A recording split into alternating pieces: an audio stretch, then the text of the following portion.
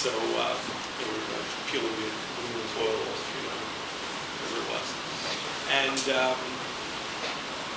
And said, so how was it? At the museum, it was wonderful, really. And you saw the Lachish relief, did you? And I said, oh yes, it's fascinating. Did you notice that there are some panels missing? Now, what happened is that some 80 years ago, when the British were in Iraq, just like they were here in Israel, that's where they found, their British archaeologists found the Lachish relief in the middle of Sancher's palace. And so what they did was, they said, we're going to take this back with us to London, and they cut it into plates, into tablets, and peeled it off the wall, and put it in crates and shipped it off to London. So Shlomo Messiah says, so do you notice that there's some actual tablets missing? Plates missing? I said, well, yeah, we know some of them about, 5, 6 plates missing. He says, do you wonder where they are? I guess now we're wondering where they are. And he said, well, come with me. So we're in the middle of eating. He says, no, it's okay. And he's saying, okay, because he can just pop his food in the microwave and reheat it, but we can't do that, right? So, okay, Shlomo, so what do you want to show us? So we go into this private elevator, and we go down, back into the vaults, the basement, sub-basement of the building, and he's opening up, several, like Rav doors, much more formidable than a Rav door. And one of these doors opens, and there is a room about, I guess it's maybe the size of this room. It's like a little closet, and we go in, turn it on a little light, and there are 6 or 7 of the plates of the original Lachish relief sitting in these things. And so, what's it doing here? He said, let me tell you a story.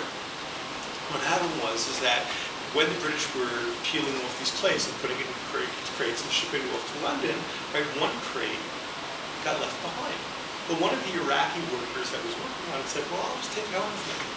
And he brought it to his house. And he grew up and he died. And his grandson, living in the house, he saw this crate.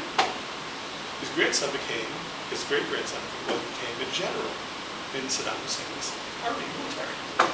And he said to himself, maybe I can make a pretty penny on this. And he found out through back channels about Shlomo Messiah would buy artifacts and so forth. And they met in a cafe in Brussels, and they cut a deal. And this Iraqi general shipped the crate to London, right? Along with the Queen. And they come to London, and Shlomo's got it in his basement. Meanwhile, back in Iraq, Saddam Hussein discovers what happened, takes the general, and executes him. And then he sues Shlomo Messiah through the international court in Hague, in Netherlands, right? And the court finds in favor of Saddam Hussein. It belongs to Iraq. Shlomo Messiah is ordered by the International Court in Hague to return the originals back to Saddam Hussein. Right? And Saddam Hussein, the court gives a special order, don't send a forgery, only send the originals. Right? Shlomo Messiah says, of course. He says, there's no way I'm going to send the originals back to them. Are they crazy? Right? So he hires the best forger that he can find. He pays him, I don't know how much money. And the guy forges the plaques, the plates, and ships them to Saddam Hussein. Saddam Hussein hires this forger's competition to determine if in fact they're authentic or forgeries. He determines that they're forgeries. Saddam Hussein then sends a memo to the court about how his authenticator found that they were actual forgeries, and the judicial process was about to set in motion to retrieve the originals and so on and so forth, and the Gulf War broke out. And that was the last of the story. Saddam Hussein found himself in a very speechless situation, lifeless situation, and that was the end of that story. That's how we saw these plates in London, and they're still there. They're still there. Now, but one thing is very important, that these plates actually show us the whole story that we know from Tanach about Hiskiyahu Melech and Yerushalayim and everything like that is true. It's not from a biblical source. We're looking for a source that is external, something from outside the Torah. But let's go back even earlier. We're at Dovid HaMelech. There is actually a very great contention about Dovid HaMelech. Was he a Melech of a whole Melucha? Was Shlomo a Melech of an entire Melucha? Was he wealthy? Like the Tanach says that they were, Sefer Melachim and Israeli Yeshivos. Who says? People can write what they want to write, but what's the real Metzius? So, as a matter of fact, it even goes so far as to the extent that in January of 1991, there was a professor from the University of Liverpool by the name of Paul Davies. Paul Davies had spent 25 years researching the historicity of King David. I'm going to say King David too, but I'll see why. Because it's a chutzpah to say that what happened. So he says, in 25 years of researching for the historicity of King David, he determined that there is no evidence for his existence, therefore King David did not exist. And then he published a book to that effect.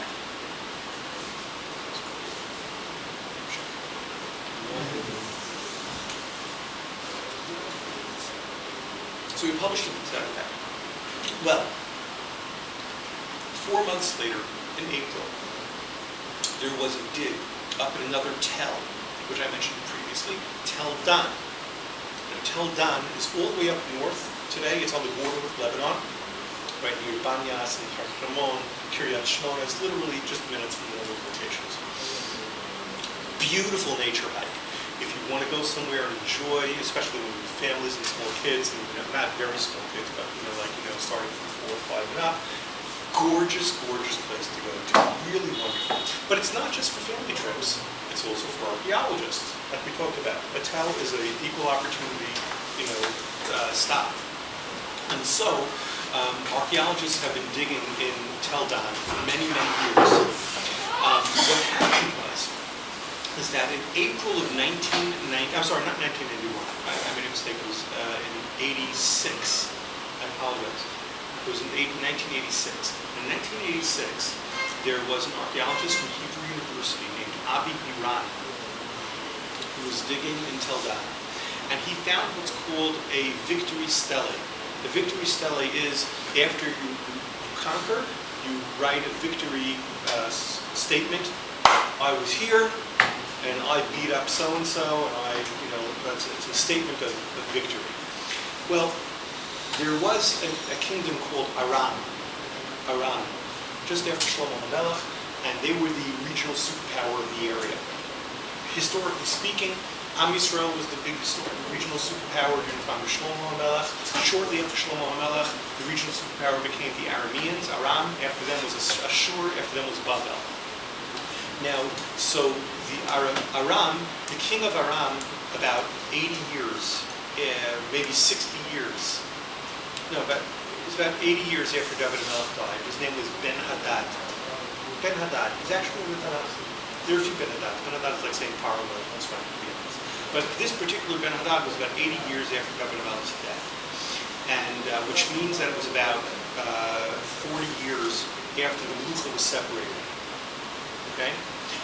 And he apparently had several battles, and he wrote about his victories. And this victory stele that he wrote happened somehow to end up in Tel Dan, which makes perfect sense. The Arameans would always come through Tel Dan, through that area, in order to penetrate into Israel. Tel Dan was a very, very heavily trafficked area for many reasons, especially for conquest. Right? If you're coming to do battle against the Aseret HaShvatim, the first place you're going to hit is one of the places would be Tel Dan. So, Avi Biran from Hebrew University found a victory stele. And in the victory stele, it wrote as follows. It wrote, I, Ben-Hadad, have come and conquered Melech Yisrael and the Melech of Beit David. This is the very first time that there is physical written evidence of the existence outside of the Tanach of the acknowledgement of the existence of a dynasty called Beit David. So close after the time of Dovid HaMelech. It's a very, very powerful statement. Very powerful.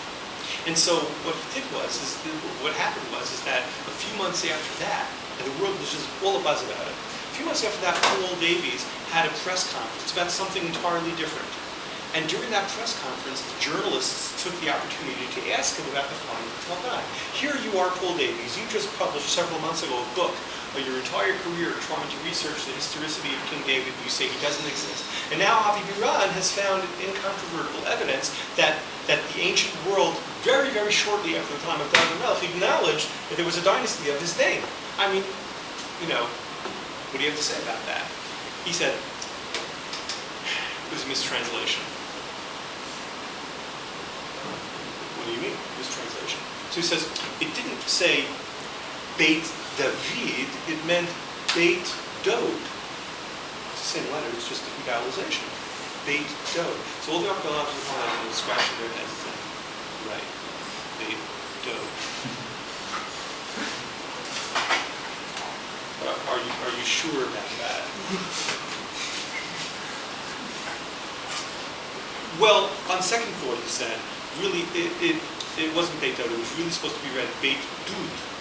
The Dud, the vat. Like where you keep water on the top of the roof. The Dud. All the journalists stood up and left, leaving Paul Davies, Professor Paul Davies, standing at the podium in the middle of the press conference about a completely different topic, mind you. Leave him alone. So when you make these unequivocal statements, you have to be very careful because you don't know the next time you turn the spade or the shovel, you don't know what it's going to find. Or is it reflecting back on what we started with, the statement we started with? And there's many, many discussions. If you've been to your David, then you know exactly what I'm talking about with Professor Elat Mazar's find of what she claims to be the palace of Dovid and Melech. Right? And is that really the palace of Dovid and Melech, or is it not? And there's a great amount of controversy of that. Basically, it's shifting. It's kind of like the elections between Trump and Clinton. Where before Hillary was winning by a landslide, now it's neck and neck. It used to be that the minimalists were the majority vote, and now people are beginning to shift, and we're seeing it's almost neck and neck. And so the minimalists and maximalists, you have equal sides. And people say, some people see that the Melech actually, has a lot going for him here. And there's other finds also.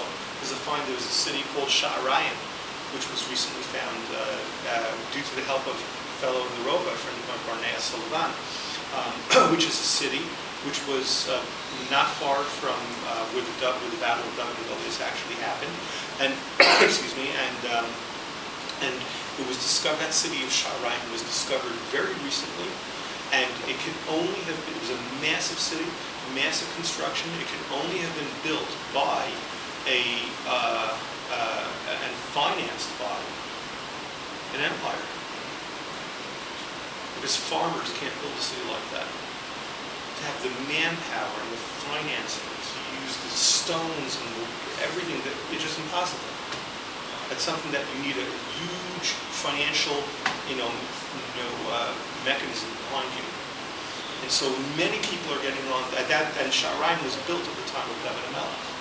And so many, many people are getting on the bandwagon of saying, in terms of archaeology, we're seeing a lot of strong evidence that what the Tanach said, that up until now, many people have been saying, we don't know.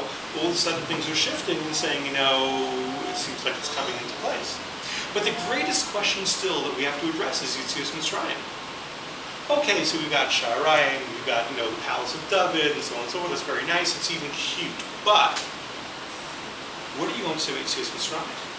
We're talking about an event that, if we're saying how many people were there, were millions of people. How could an event of millions of people have occurred and if there's no evidence for it? What do you say to that? And so there have been all kinds of answers to that. The answer is to say, well, the Egyptians are going to give evidence about their defeat. No one gives evidence about their defeat. History is written by the victor. And so you're always going to write about, the good things, not about the bad things that happen to you. And a lot of people advance that argument. The problem is that argument isn't true. Because we have found many times the Egyptians and others have written about the negative things that happen. And so it's not the easiest argument to give. So what are we going to do? So there is a fellow from Los Angeles, who's a good friend of mine. His name is Brad Sparks.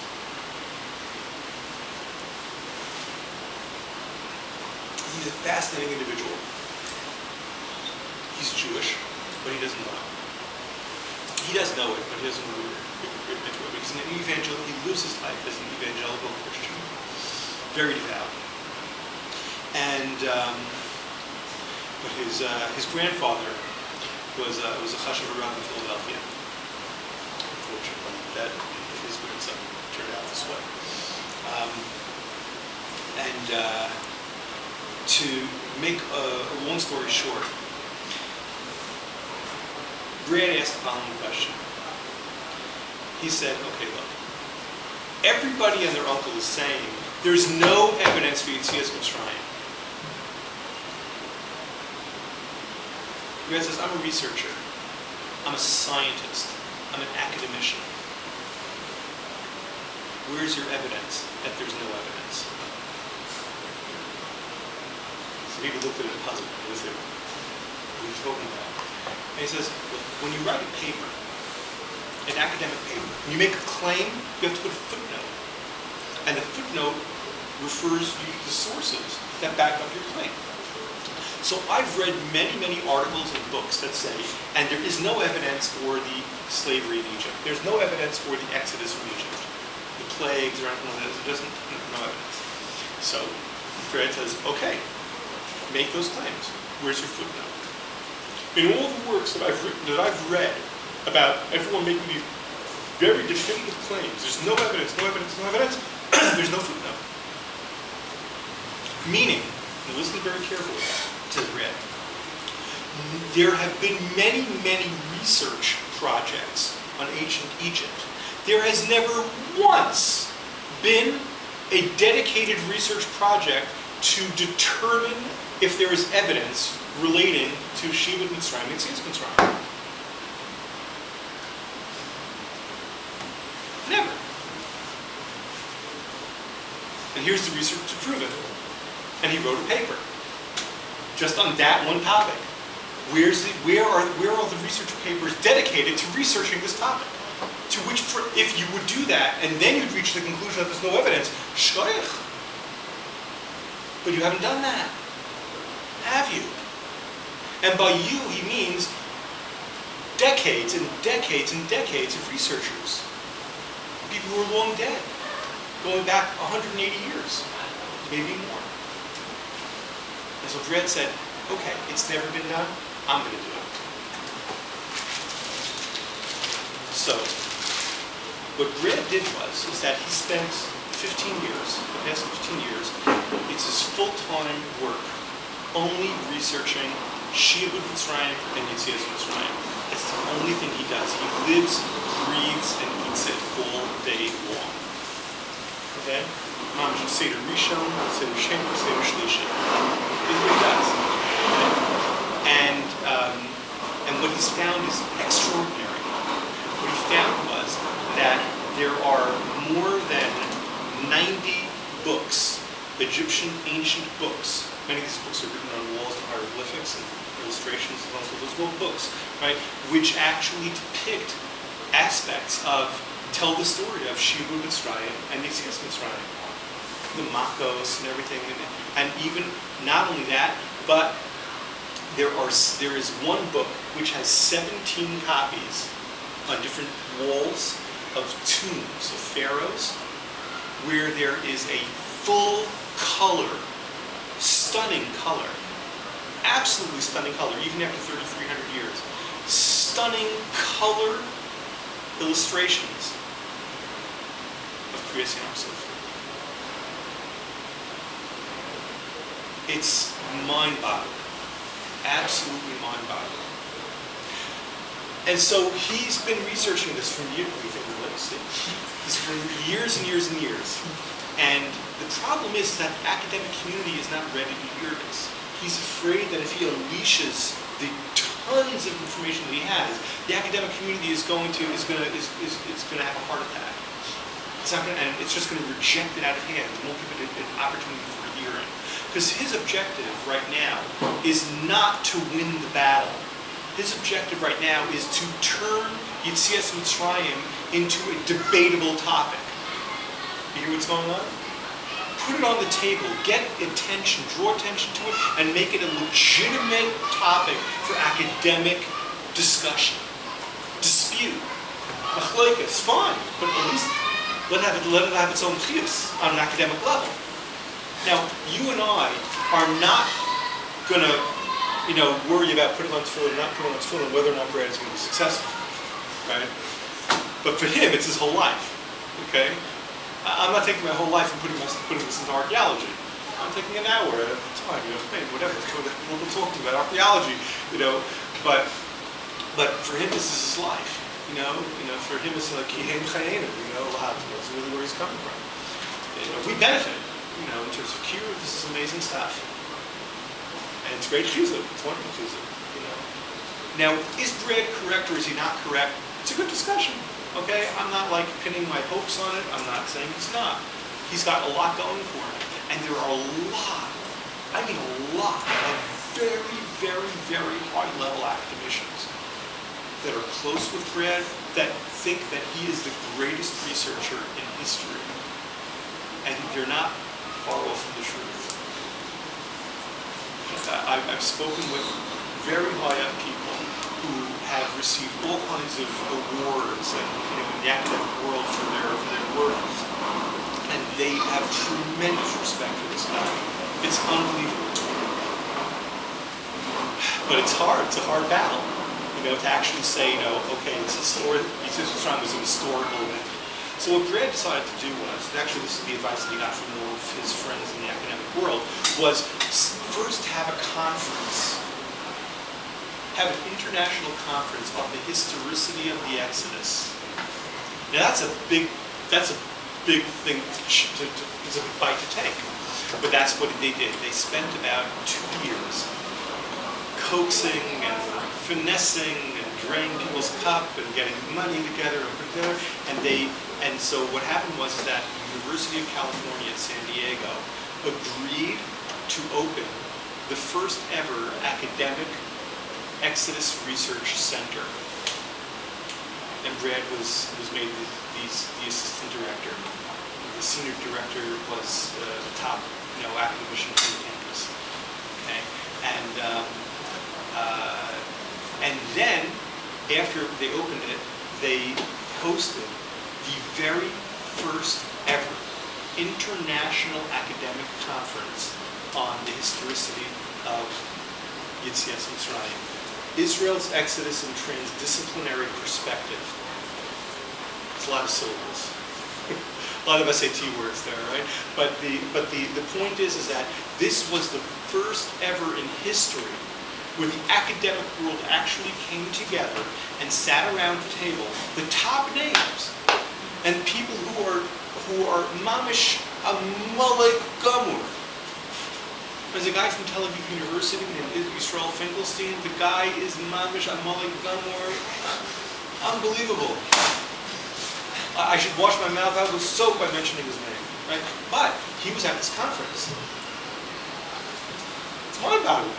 He wasn't coming to the conference because he believes in Yetzias Mitzrayim, but the fact that he sat around the table on an academic level, that's amazing. That's that's amazing. And that's what they see him doing. And now there are all kinds of articles in here. It's very fascinating. I'll just pass this around. You really can't get a good. You're not going to know what you're looking at when you're looking at this. And the picture of Yetzias Mitzrayim, of the Kriyas Yamsuf? Yeah, but you really can't understand it so well. But pass it around. This is. Here, let's see. Remember, this is like one article from 50 or 60 articles, and they're very small, right? But these are from different tombs. These are from 3 different tombs. This is Yetzias Mitzrayim, this is the splitting of the sea, and in the middle here is a text in hieroglyph about what happened. And the text is talking about how there were 1 million Asiatic slaves who were running, who the waters split and they ran across, and the Egyptians came pursuing them. And unfortunately, the Egyptians died because they were drowned in the sea. This is from 3,300 years ago. We had drowned Egyptian soldiers, and the waters were called, in Egyptian, they were called Mei Yaakov. Mei Yaakov. That's what the Egyptian was called. And this is the text, and these are the Egyptians floating in the water. The color is so vivid, it's unbelievable. And there are many, there are many other depictions of this. But let me just tell you what this is really big hits or nimrod. So just pass this around and listen to it. Okay, listen to the story. Okay, what is this book? He's the first person to find this. This guy, Brad, he's not an archaeologist. And he definitely doesn't have one of those hats. You see, you're not really Kohen Gadol can only be a Kohen Gadol with the tzitz. You have to be an archaeologist, someone wearing the hat. He doesn't have one of those hats. And he's never taken a shovel into the dirt, this guy, Brad, right? But he researches everyone else's. He digs up everyone else's research. That's his godless. So what happened here is as follows. What happened here is that this book was known. Everyone knew about this book. But it had a different name. Get ready. The name of the book was the Book of the Dead. And it was always found in Pharaoh's tombs on the walls. And the thought is that this is a book about the transition of this soul into the next world, the neshama going to Olam Haba. And it talked about it's a 12-hour journey. And in this 12-hour journey, you have to go through the water, etc., etc., etc., okay? But then in early 1990s, or I think it was the late 1980s, there was a Belgian Egyptologist, Hornu was his name, and he made the first translation of this book since the 18-something runners. Okay, it was actually a British Egyptologist by the name of Alan Gardiner, who in the 1890s translated the Book of the Dead the first time. And since then, it's never been retranslated. But now, with many over 100 years of new information about hieroglyph and translation, they made a new translation. And in this new translation, this particular Egyptologist from Brussels, he says, wait a second. This isn't about some transition, the Book of the Dead. This is about an actual historical event. And look at what it says. There's a million Asiatic slaves. Asiatic is from Asia, that's not Israel, we're from Asia. And they're running away from Mitzrayim. And the water splits, and they're going through it, and it's hour by hour. It's depicting hour by hour what happened in the pursuit, right? What does it say about by Kriyas Yamsuf? Something happened on a Shmoras HaBoker. What happened on a Shmoras HaBoker?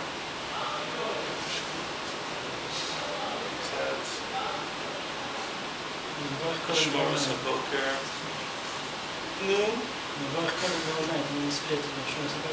Yeah, it was a Shmoras HaBoker. That's when the Yamsuf actually split. It was in the Shmoras HaBoker. What's a Shmoras HaBoker, by the way? No, it wasn't a Shmoras HaBoker. When it came back, it was a Shmoras HaBoker. What's a Shmoras HaBoker?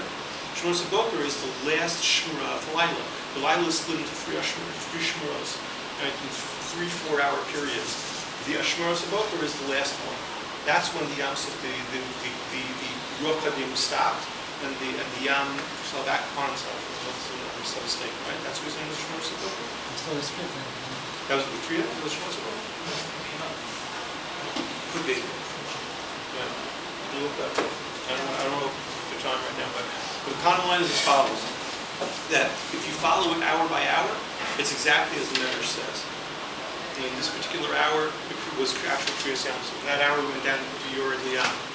This particular hour. Yeah, until Shmoras HaBoker, Mitzrayim running after that.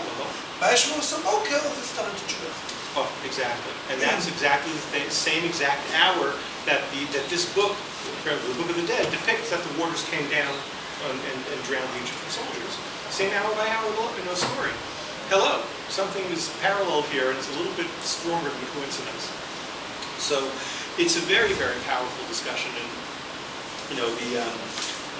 there's so much to talk. There's so much that we learned about what happened after Kriyas Yamsuf that we don't know. But we learned it from the story here, the story here. Well, what happened is that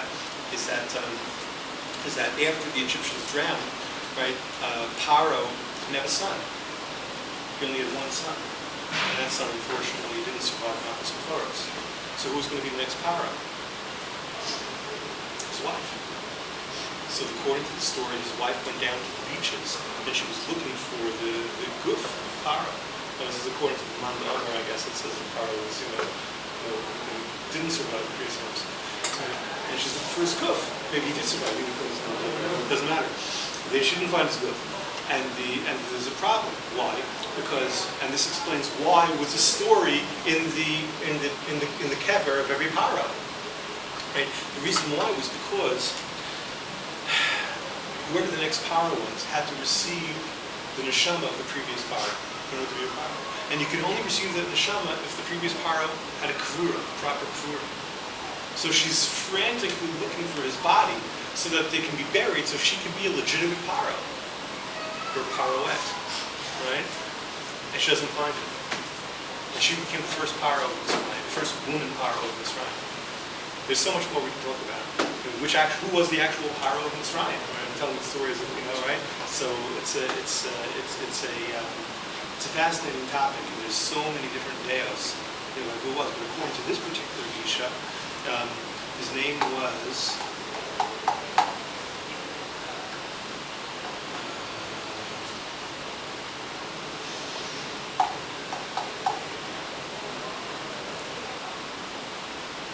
Sestacerus III.